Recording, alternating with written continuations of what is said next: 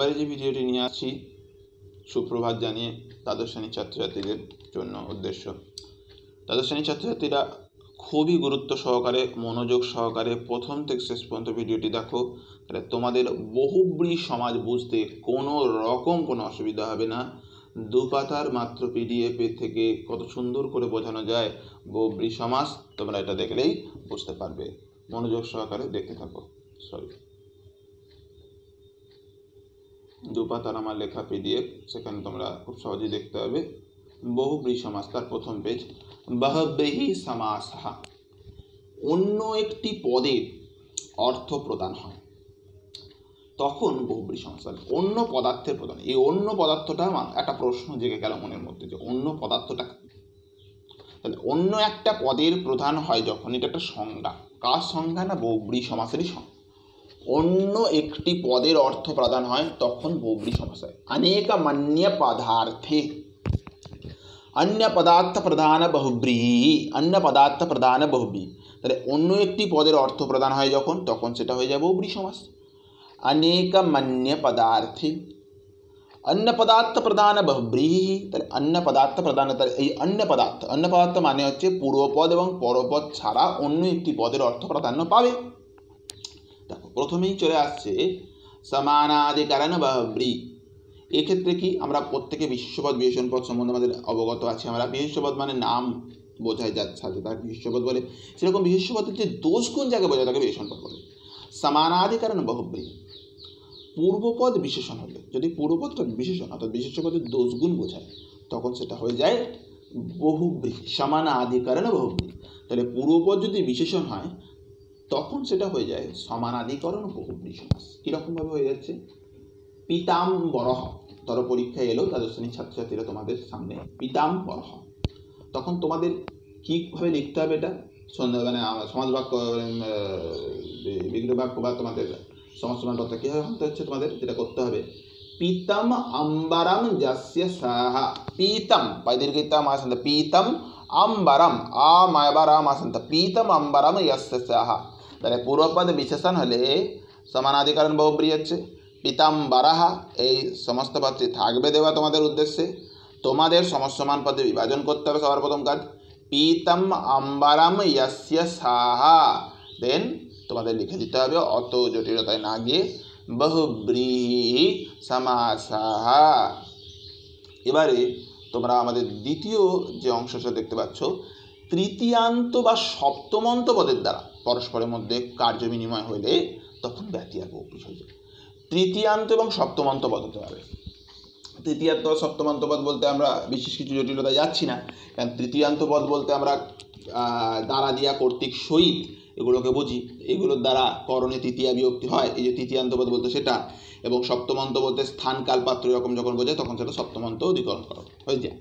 তো এত কথায় জটিলতার মধ্যে না গিয়ে সরাসরি বিষয়ের মধ্যে যাই। তৃতীয়ান্ত বা সপ্তমান্ত পদের দ্বারা পরস্পরের মধ্যে যদি একটা কার্য বিনিময়, কাজ করা বোঝায়, তখন সেখানে হয়ে যায় বতিয়ার বহুব্রী, বতিয়ার বহুব্রী হয়, বহুব্রীর একটি বিভাজন।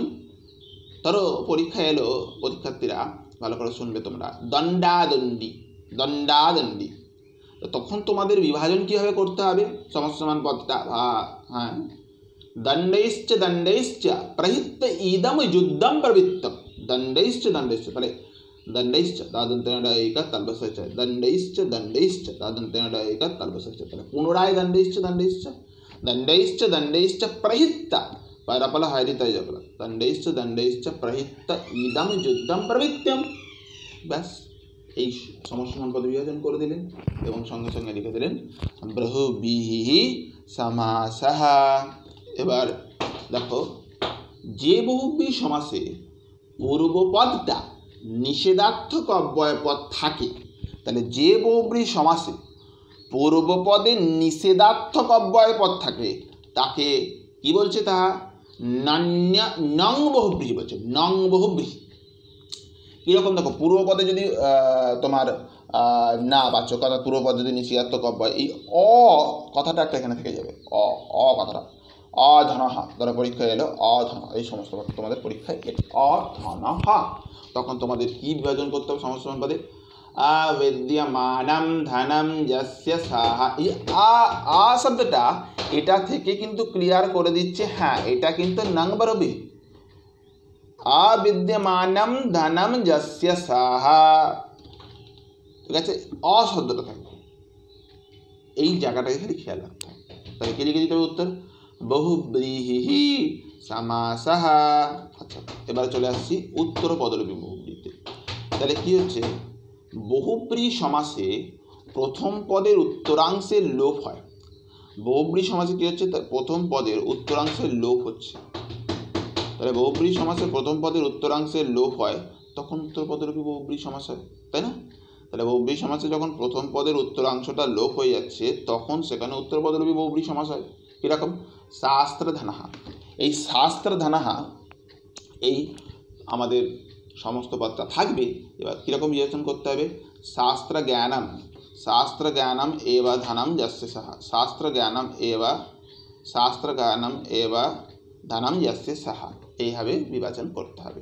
যে লিখে দিতে হবে বহুব্রীহি সমাস। দেখো মধ্যম পদ যে ধনম, যে এবা শব্দটার কিন্তু আর প্রয়োগ জ্ঞানম, শাস্ত্র জ্ঞানম, কিন্তু জ্ঞানম পদের কিন্তু আর নেই। তাহলে বহুব্রী সমাসে যে প্রথম পদের উত্তরাংশটা কিন্তু লোপ হয়ে গেল, নিয়ম অনুসারে যা বললাম সেটা উত্তর পদলোপী বহুব্রী সমাস হয়ে যাচ্ছে। তাহলে কী দাঁড়ালো?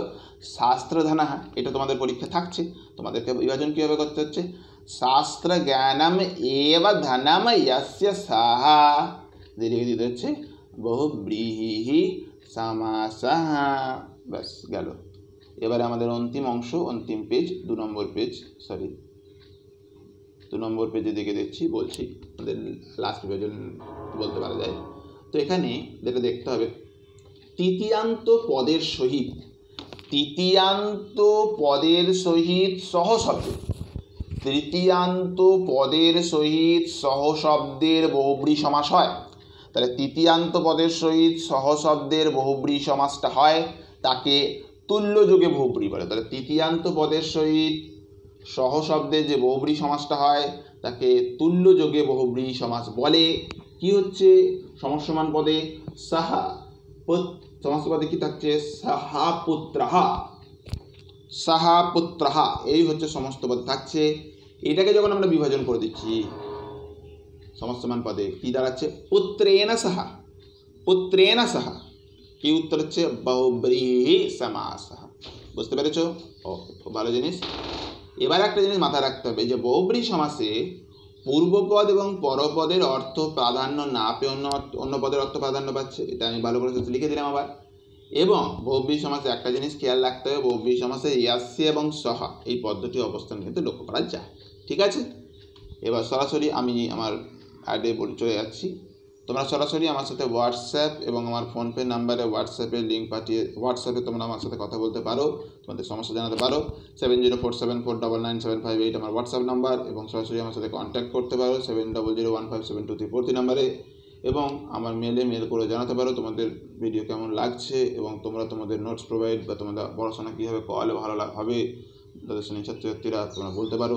dipanjansaha2019@gmail.com আমার ইমেল আইডি। এবং অতি অবশ্যই যদি আমার পড়ানো ভালো লেগে থাকে লাইক করো আমার ভিডিওটিকে, এবং অপর বন্ধুদের সাথে শেয়ার করে দাও, এবং কমেন্ট সেকশানে জানাও কেমন লাগছে তোমাদের আমার ভিডিও।